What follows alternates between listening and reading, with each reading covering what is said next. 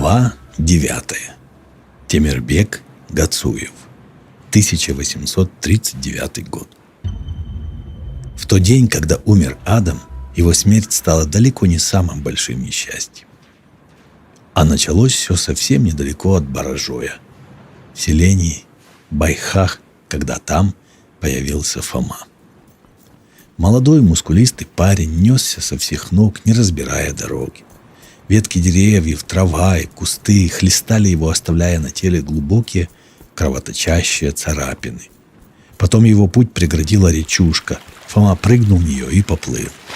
Выскочив на противоположном берегу, он продолжал бежать, будто бы за ним гнались все демоны ада. Грязь покрывала его простую крестьянскую рубаху, а сквозь дыры в штанах проглядывали колени. Он едва дышал, но, к счастью, домики Байхаха уже отчетливо виднелись за пригорком. Не разбирая, парень бросился к ближайшему двору и замолотил в ворота. «Помогите, люди добрые, кто-нибудь, ради бога!» Залаяли дворовые псы, но Фома не сдавался. Только перевел дыхание и продолжал голосить. На шум вышел хозяин дома, Салман Гацуев. Грузный, уже в годах, неторопливыми движениями он успокоил собак и только потом подошел к воротам. «Пустите меня, Бога ради!» — закричал парень. «Я 3 дня не ел, 3 ночи не спал!» Салман не ответил, только оглядел незваного гостя большими умными глазами. «Век помнить буду, прошу вас, люди добрые, краюху хлеба да кувшин воды!» «Откуда ты?» — наконец спросил Салман, медленно пережевывая слова. «Тверской я, Фома из Чуни! За мной царские солдаты гонятся!» Салман продолжал вглядываться парню в глаза, потом посмотрел в поле у него за спиной и, наконец, сказал: «Иди своей дорогой, Фома из Чуни». В его голосе не было ни злобы, ни раздражения, только глубокое спокойствие. «Мир твоему дому». Фома еще кричал, упрашивал, но Салман уже развернулся и пошел назад к дому. Остановился он только у самых дверей, когда услышал позади себя шум падающего тела. Это Фома, перелезая через частокол, неудачно приземлился и, видимо, подвернул ногу, потому что жалобно заныл. Салман не стал ему помогать, только посмотрел через плечо и вошел в сени. «Жена», — сказал он на весь дом звучным и низким голосом, — «Темирбек, Рахман, Заур». Вокруг начали собираться сыновья. Салман обернулся к жене. «Бери дочерей и уходите. Зовите подмогу и спрячьтесь в сторожевой башне». Потом обернулся к сыновьям и сказал старшему: «Хамид, доставай оружие». Никто не спорил, не просил объяснений, лишь на одно мгновение все замерли, и у всех в глазах застыл вопрос. Салман ничего не сказал в ответ, только подумал: беда. Начали разбирать винтовки, пистолеты, кинжалы. И только младший Гацуев, Темирбек, метался, не зная, куда приложить себя. Перед Фомой открыли дверцу погреба, протянули еду. «Дайте мне оружие», — сказал он. «Я тоже хочу помочь». Салман покачал головой. «По воле Аллаха не понадобится». Но он ошибся. В ворота снова постучали. Собаки зашлись лаем. И опять Салман также неторопливо вышел, утихомирил животных, прошел к воротам. Там были солдаты с оружием и на конях, а за ними еще и еще, не один отряд и даже не 2. «Есть подозрение, что у вас в доме укрывается опасный преступник», — офицер говорил напористо и нагло, не удосужившись даже поздороваться. «Мы требуем его немедленной выдачи». Как и в прошлый раз, Салман ответил не сразу. Он долго и внимательно всматривался в глаза собеседнику. Он мог сказать, что здесь нет никакого преступника, мог протянуть время или начать возмущаться, но ничего этого Салман не сделал. «Все гости моего дома под моей защитой», — сказал он все с той же спокойной осмысленностью. «Таков закон. Если вы нам его сейчас же не выдадите, мы вас всех расстреляем. Таков закон», — офицер повысил голос. «Я живу не по вашим законам», — ответил Салман, — «а по законам Аллаха и по законам чести. Они превыше всего». Офицер приблизился и заговорил почти шепотом. «Мы знаем, у вас нет и 10-й доли людей и оружия, что есть у нас. Вы что же, пожертвуете жизнью своих близких ради человека, которого впервые видите?» Салман ничего не ответил, развернулся и пошел к дому. Сыновьям не требовалось от него специальной команды. Достаточно было кивка. И они тут же разошлись по окнам. Повисла напряженная тишина. Хамид с братом сидели у заднего окна. Хамид приготовился стрелять, а маленький Тимирбек подавать и перезаряжать. Они давно ждали, пока подвернется повод, процедил сквозь зубы Хамид. Но ничего, еще посмотрим, кто кого. С другой стороны дома послышались выстрелы. Там уже завязался бой. «А мы что, теперь все умрем?» – спросил Тимирбек. «Нет», – Хамид засмеялся, – «теперь они все умрут. И поймут, кто лучший стрелок». Он прицелился. «О, подползают!» «Где?» – бросился вперед Тимирбек. Но брат тут же оттолкнул его назад в угол. «Не высовывайся». Появился Фома. «Дайте мне оружие, я помогу», – попросил он. Отец сказал нет, значит нет, бросил Хамид, не оборачиваясь. Разговор был окончен. «Ну послушайте, я ведь...» Фома не закончил фразу, одним прыжком приблизился к Хамиду и вонзил кинжал ему в спину. Хамид умер мгновенно. Фома равнодушно посмотрел на Тимирбека, и его хромота совершенно прошла, а с кинжала капала свежая кровь. Мальчик забился в углу, не зная, что говорить и что делать. «Отдай мне оружие», — мягко сказал Фома. Тимирбек протянул ему ружье. «Не убивай меня», — сказал он. «Хорошо». Фома пожал плечами и через мгновение исчез, выпрыгнув в окно.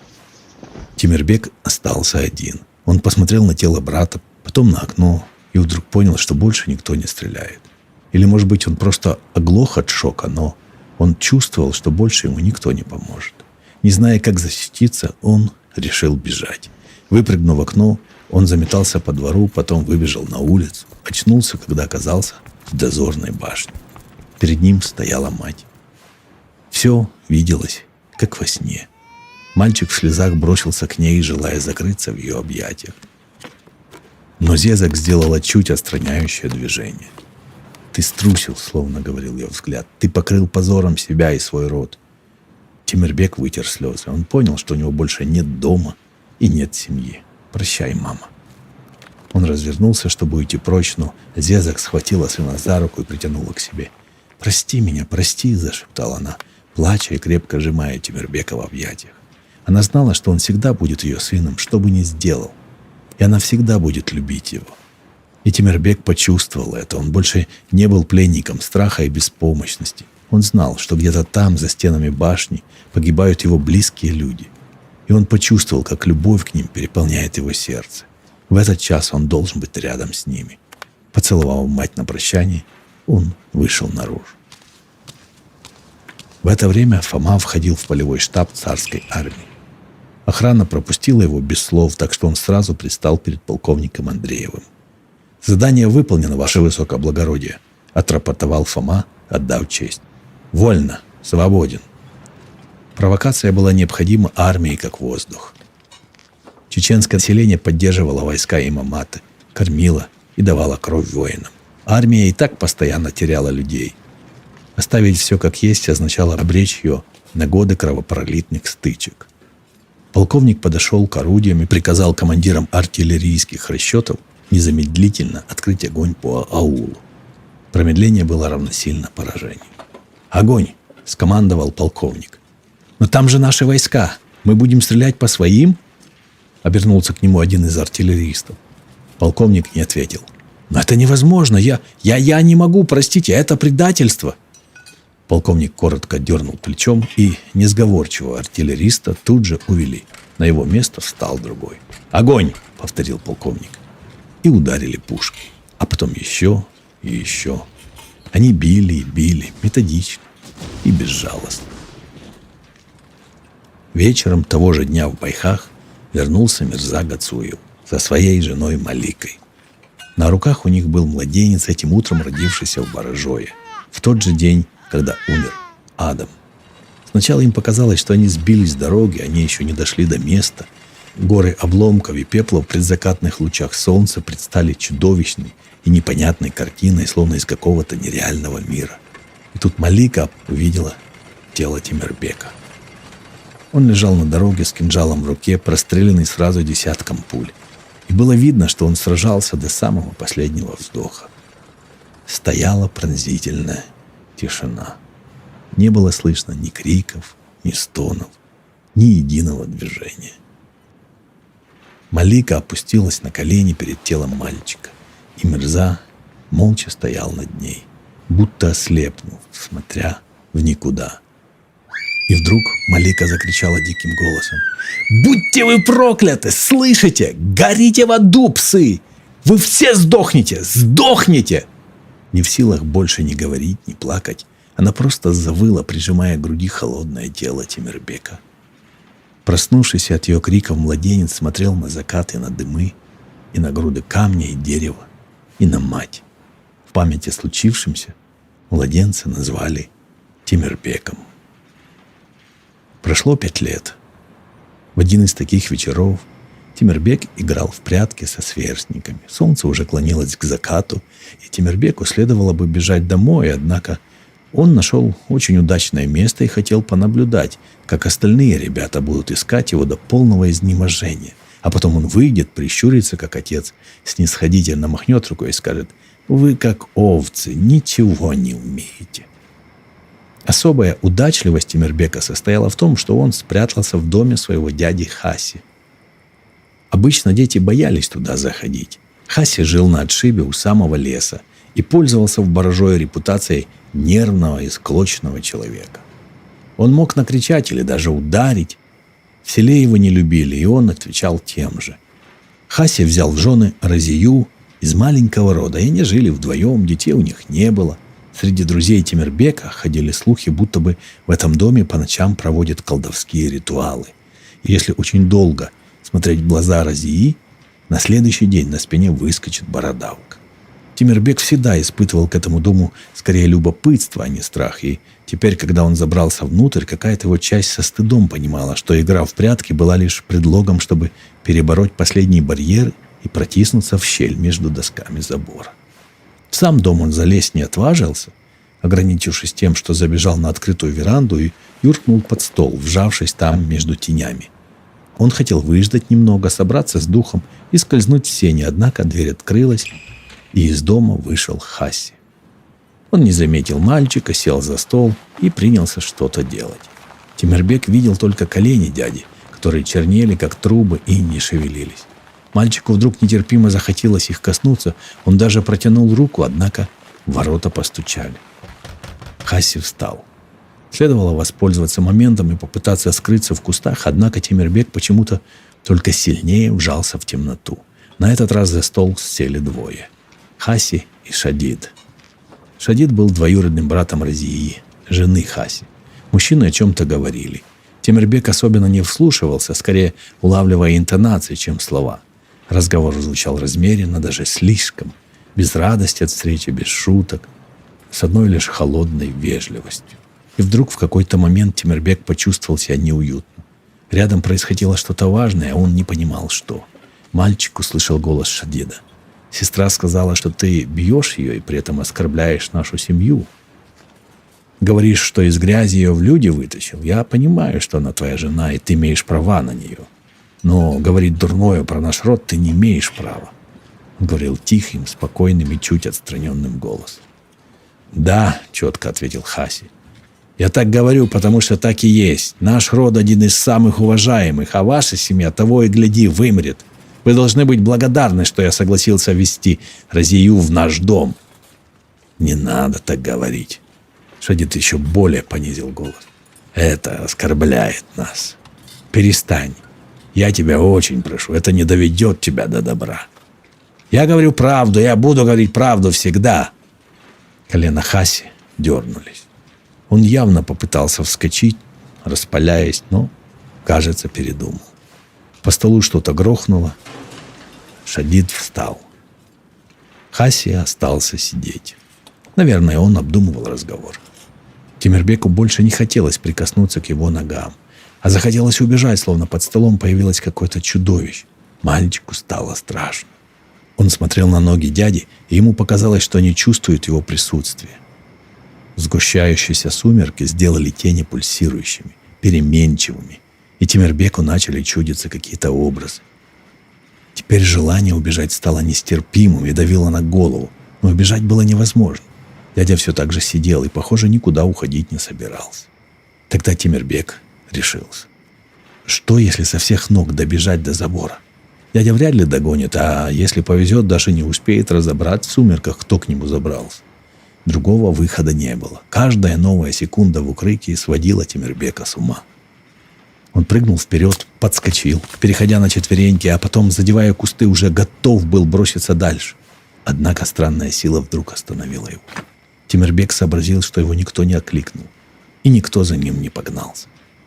Пораженный он замер и подумал, что Хаси заменили, и теперь где-то там, за спиной, в этих страшных сумерках на его месте сидит демон, дух.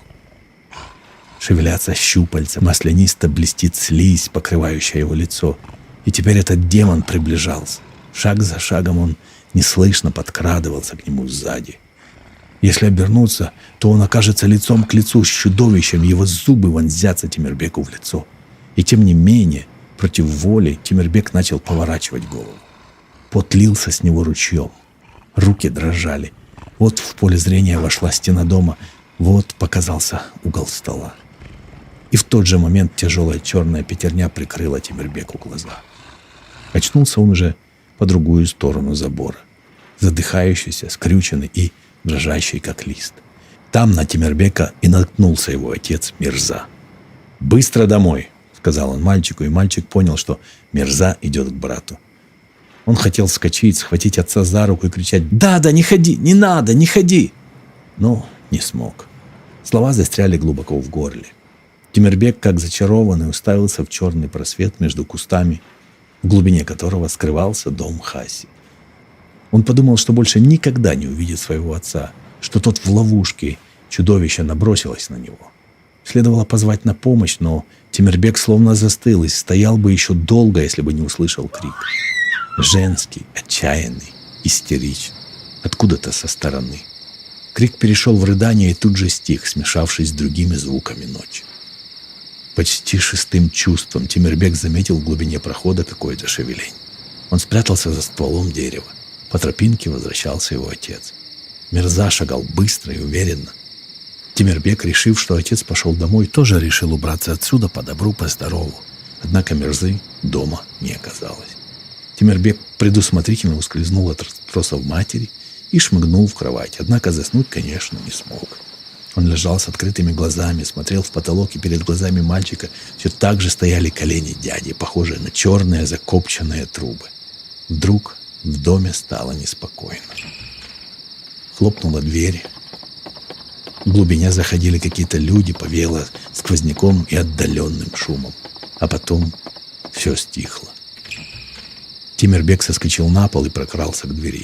Почти сразу понял, что он один в доме. На столе еще стоял неубранный ужин, а мать Тимирбека куда-то пропала. Теперь любопытство и страх работали сообща так, что мальчик, не раздумывая, выбежал из дому.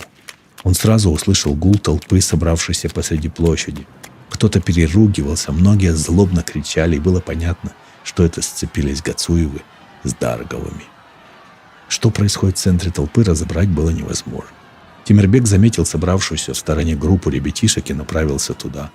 Один из мальчишек как раз выбрался с места событий и теперь взахлеб пересказывал остальным случившееся. А он подходит так и раз вены перерезает одним ударом, прямо при всех, оборачивается и говорит, мол, так будет с каждым Дарговым, который нарушит закон, дарованный нам Всевышним. «Кто это?» – спросил Тимирбек, чуя неладное. «Да отец твой убил Хасанбека Даргова, подошел и прямо посреди площади убил». Тимирбек сплюнул с независимым видом, подражая старшим ребятам. «Что эти Дарговы опять натворили? Хаси Гацуева убили, твоего дядю. Вот Мирза и отомстил за брата по законам кровной мести». «Хаси?» Тимирбек осекся.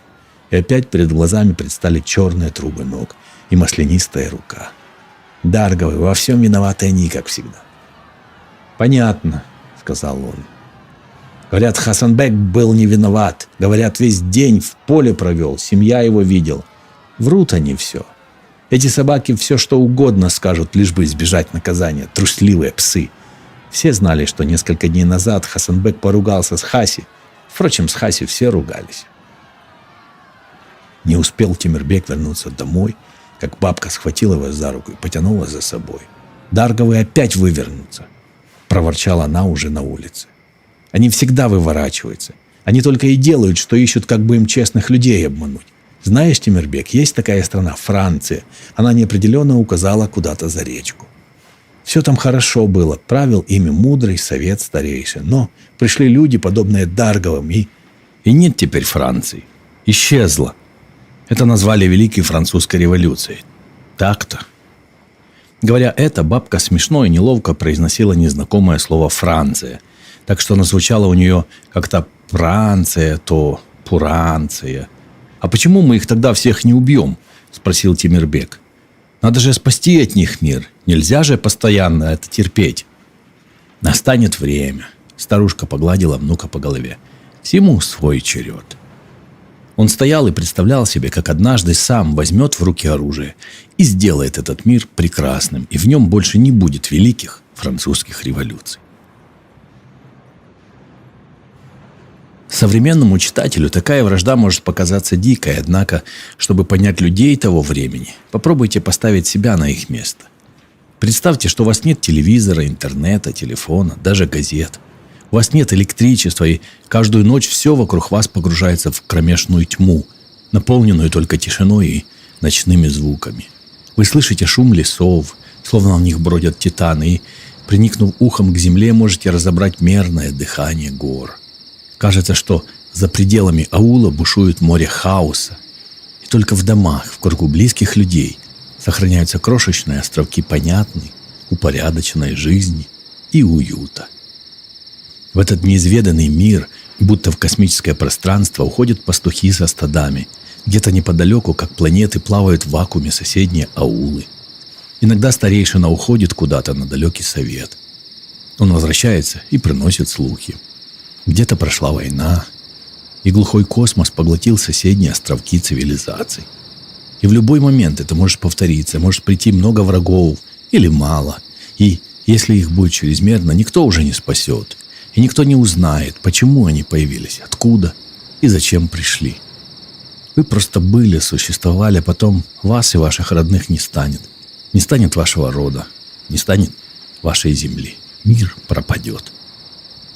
Религиозные представления средневековых людей только усиливали это ощущение изоляции, оторванности. «Наш мир – ничто», – говорила религия, – «лишь одно мгновение перед страшным судом и вечной загробной жизнью». И люди хотели быстрее проскочить это никчемное недоразумение, именуемое жизнью, соблюсти все правила и потом с чистым сердцем шагнуть к вечному счастью. Страх, напряжение перед неизвестностью были преобладающими ощущениями в отношениях между средневековым человеком и миром. Это подталкивало фантазию людей, и они выдумывали самые невероятные истории и верили в них. В Баражое и ее окрестных аулах героем легенды стал Мирза Гацуев. Немногословный, крупный от природы, суровый и с неизменно веским словом. Говорили, отец Мирзы никогда не прощал никому даже малейшей провинности, был яростен и скор на расправу. Женившись, на следующее утро после свадьбы он узнал, что его жена съела так много мяса на ночь, что вынуждена была утром вычищать его из зубов. Он сразу же объявил ей, что она грязная женщина, и поэтому они больше не будут жить вместе. Он тотчас отвел жену к муле и потребовал развода. Однако его жена, будущая мать Мирзы, выступила перед мулой с объяснениями и говорила так ярко и красноречиво, что мула, до глубины души проникнувшись ее речью, сказал, что сам на ней женится. От этого недолгого союза родился Мирза, соединивший в себе первобытную злобу отца и изворотливую красноречивость матери. Говорили, что у Мирзы с младенчества было пристрастие к свежей крови, и он пил ее при каждом удобном случае, и что он – само воплощение сатаны на земле. И чем отвратительнее и невероятнее звучали эти рассказы, тем больше в них верили люди. Тимирбек всегда трепетал перед своим отцом, что было достаточно распространено в Чечне, где уважение к старшим всегда оставалось основой культуры. Он никогда не видел, чтобы Мирза пил кровь, но никогда и не задумывался, сомневается ли он в правдивости истории об отце. Он принимал отца таким, как есть, не головой, а сердцем, убежденный, что этого достаточно. Прошло еще несколько лет, и из хрупкого ребенка Тимирбек превратился в юношу. ловкого, сильного, скорого на подъем. В нем уже отчетливо проявлялись черты отца, но была и отходчивость матери, поэтому Тимирбек всегда был себе на уме, легко заводил друзей, хотя ни с кем чрезмерно не сближался.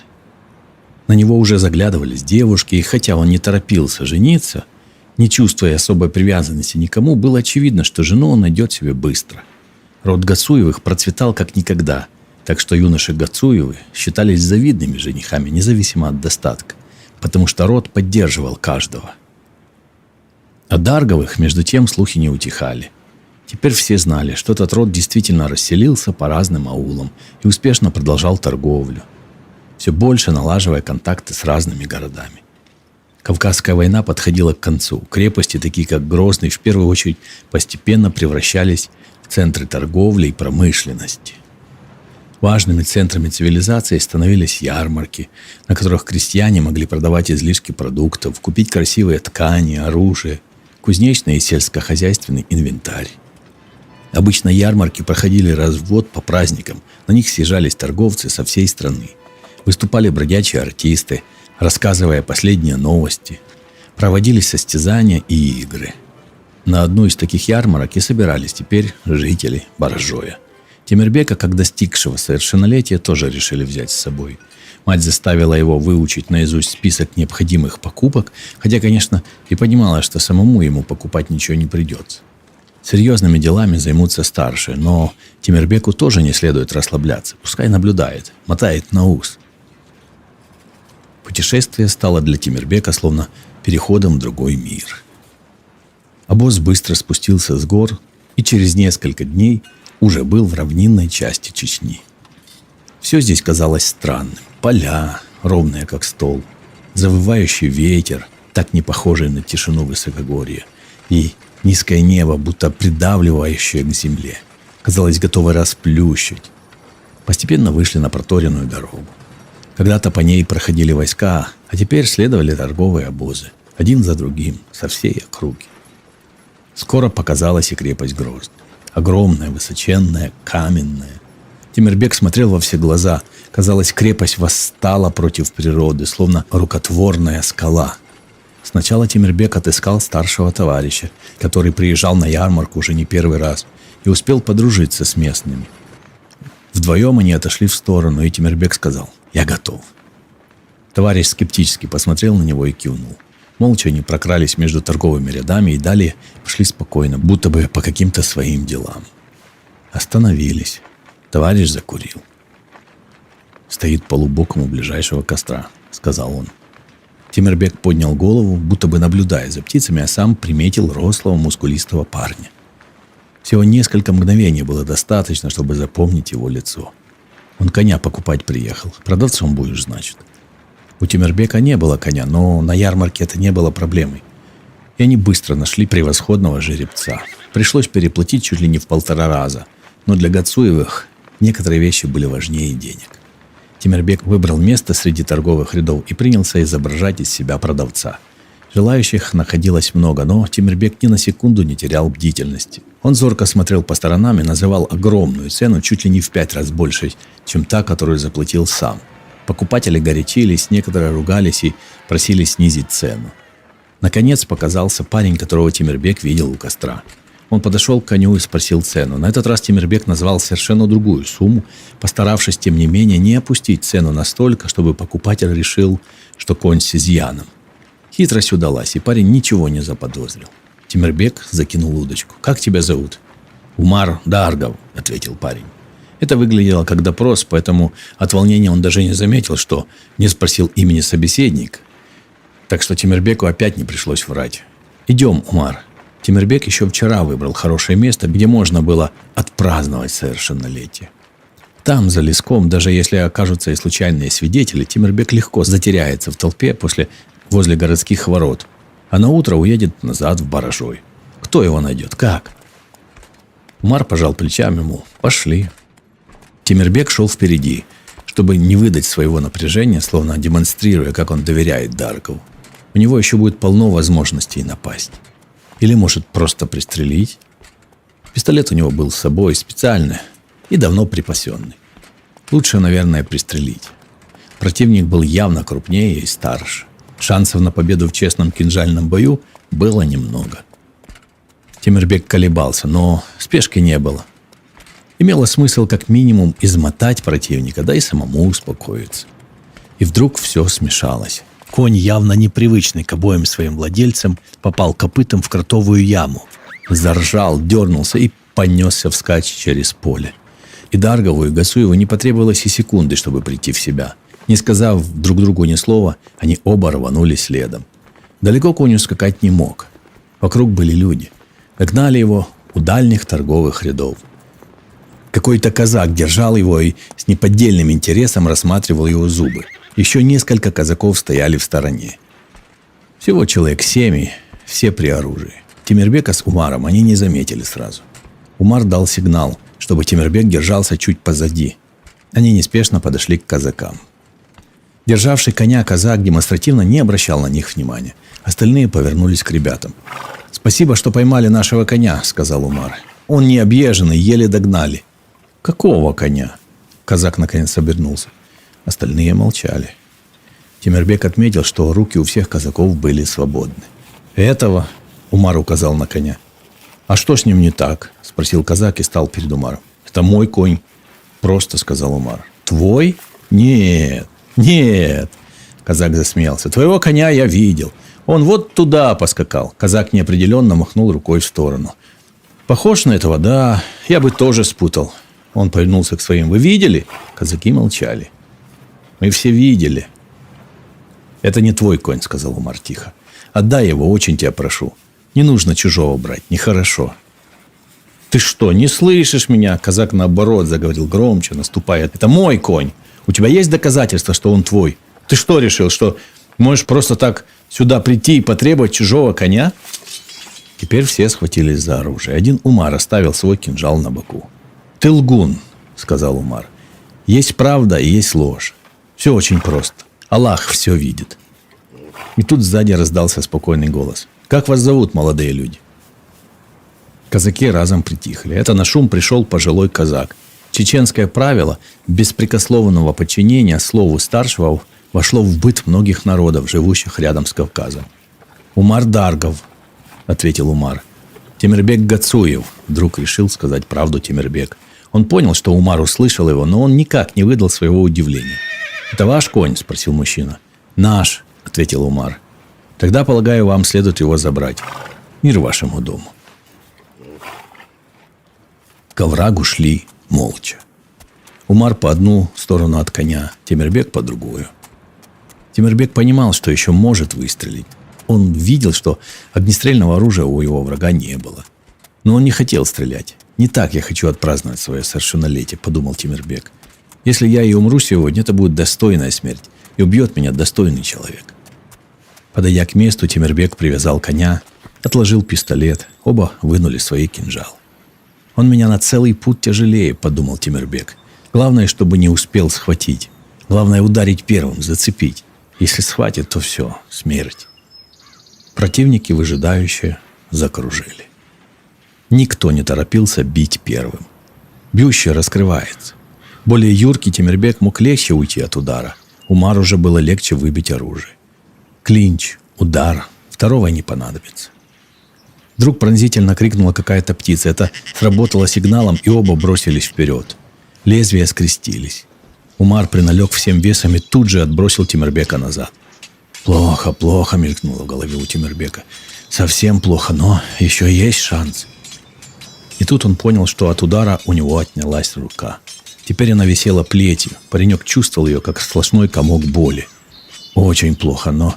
Кинжал Умара резанул другую руку Темирбека. Никаких «но». Вот теперь я труп. Темирбек неловко метнулся в сторону и, сам не заметив, ударил противника правой. Лезвие задело Умару висок, и кровь хлынула ему на глаз. На несколько секунд бой прекратился.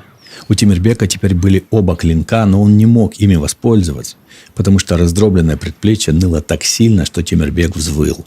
Из-за безысходности этого воя его противник даже растерялся. Соленая кровь жгла глаз, и Умару казалось, будто ему сняли скальп. А в Темирбеке боль перешла в ярость. Ничего не соображая, он бросился на Умара, вцепился в него и тут же понял, какую совершил глупость. Теперь он сам оказался в тисках. Тяжелые руки железной хваткой сжали его горло. Кровь заливалась в рот, и Тимирбеку показалось, что сейчас он захлебнется. Они повалились и покатились, и мир ушел. И показался, и опять сменился. В этом круговороте реальности осталась лишь одна неизменная вещь – тиски. Они сжимали Тимирбека все крепче и крепче, так что трещали на шее кости. Вылезли из орбит глаза, и красная пелена застилала весь мир. Тимирбек почувствовал, что он больше не хочет всего этого. Хватит с него. Он слабее, ему больше уже не нужно это никчемное тело. И тогда он увидел, как с небес к нему спускаются ангелы.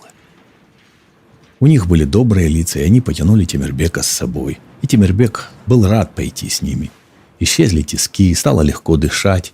Мир очистился и осветился. Потеплел и распахнулся. «Прими меня», — сказал этот новый святой мир. «Да», — ответил Тимирбек. И тут он очнулся. Он лежал на дне оврага, и Умар больше не душил его, потому что во время падения он угодил на торчащую ветку, и у него была проткнута шея. Тело Умара дергалось. Кровь толчками выбулькивалась из раны, дыхание было прерывистым. В глазах Умара застыли недоумение и беспомощность. Тимирбек с трудом поднялся. Правая рука безжизненно повисла, словно палка. «Первая кровь», — отстраненно подумал он, взяв кинжал в левую руку и ударил Умара. Это был достойный бой, и Тимирбек не хотел, чтобы его побежденный враг мучился. Так закончился еще один важный эпизод в жизни Тимирбека. После этого события дни будто ускорились, хотя все двигалось своим чередом согласно привычному распорядку. Неделя за неделей, месяц за месяцем, год за годом. Пришли к некоему равновесию и отношения между семьями. Дарговы продолжали расширять свои торговые связи в стране и за ее пределами, в то время как Гацуевы множили богатство родного Баражоя. Семьи все чаще пересекались друг с другом, и в конце концов не было такого места, куда бы ни занесло торговцев. Однажды Тимирбек и такие же, как он, молодые ребята, собрались на пустыре за аулом. Взяв палочку, он чертил на земле план. Ребята сгрудились вокруг него. Слева река, вот дорога, вот мост. «Вы двое», — кивнул он, — «будете ждать сигнала здесь». Он ткнул точку на плане. «Ты и ты», — ткнул в другое место. «Ждете здесь». «Так не пойдет», — заметил кто-то из слушателей. «Солнце будет в глаза бить, стрельба начнется, и что?» «Порешим друг друга». Тимирбек смерил говорившего презрительным взглядом. «А ты целься лучше», — мрачно процедил он сквозь зубы. Кто-то засмеялся. Тимирбек вернулся к плану. В это время Дарговы были в Баражове. Они объезжали всю Чечню, чаще всего следуя от ярмарки к ярмарке, но периодически делали и крюки. Пропустить такой большой и богатый аул было бы глупо. Конкретно в случае с Баражоем это еще демонстрировало бы и страх, поэтому торговцы заехали специально. Товары здесь распродавались неплохо. Покупатели с продавцами смотрели друг на друга без излишней симпатии, но в конце концов хорошее отношение не требовалось. День прошел тихо, обе стороны демонстративно придерживались холодной вежливости и были предельно точны во взаимных расчетах. Никто не торговался. К вечеру купцы свернули товары и отправились восвояси. Перед тем, как остановиться на ночлег, они все же решили немного отъехать от аула. И эти предосторожности были не напрасны. Вскоре они увидели на обочине дороги одинокую фигуру. Это был Тимирбек.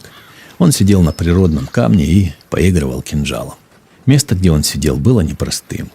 Именно здесь когда-то бились Лорс с Азаматом. Удобное место, легко спрятаться, издалека дорога не просматривается. Рядом пересекались дороги, и многие были вынуждены здесь проезжать. Купцы, конечно, сразу поняли, что парень уселся у дороги не просто так. Им бы остановиться, окликнуть его, подготовиться к обороне, но, как всегда, недобрую службу оказала гордость. И обоз, не сбавляя хода, приблизился к сидевшему парню. «Что, бежите, как всегда?» Тимирбек повысил голос, потому что одновременно это было и сигналом. Обоз остановился. Блеснули кинжалы и пистолеты. Дарговы рассыпались по сторонам, ожидая атаки, а трое самых высоких и крепких уже надвигались на Тимирбека. Все пошло не так, как было запланировано. Ветер унес его голос, и товарищи не услышали поданный им знак. Они прятались слишком далеко. Садящее солнце било им прямо в глаза, и они толком не поняли, пора выходить из засады или нет. Осознав это в самый последний момент, Тимирбек вдруг почувствовал, что на его лице появился хищный оскал. «Я даже представить не мог, каким прекрасным будет этот вечер», — подумал он. «Как же я тебя люблю, жизнь!» Он выстрелил и тут же отбросил пистолет в сторону, понимая, что все равно не успеет его перезарядить. Вовремя выставил второй, чтобы отбить им лезвие кинжала, бросился в сторону от ответных выстрелов и укрылся за деревом. Вокруг щелкали пули, а Тимирбека прямо-таки распирало от накативших изнутри волн удовольствия. Не дожидаясь, пока закончится стрельба, он выскочил из укрытия и побежал прямо на превосходящего силами противника. Ржали от страха кони, кидаясь прямо через людей, расталкивая повозки. Одна из повозок загорелась. Видимо, внутри была зажженная лампа. Пожар перекинулся на остальные, и тогда все лошади разом бросились куда попало, будто сошли с ума. Все смешалось.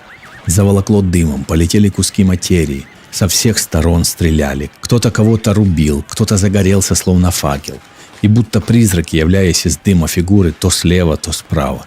Тимирбек заметил на земле чей-то пистолет, схватил его и тут же в тот момент заметил, как на него из облака дыма несется гигант с двумя кинжалами и с безумной ухмылкой на лице.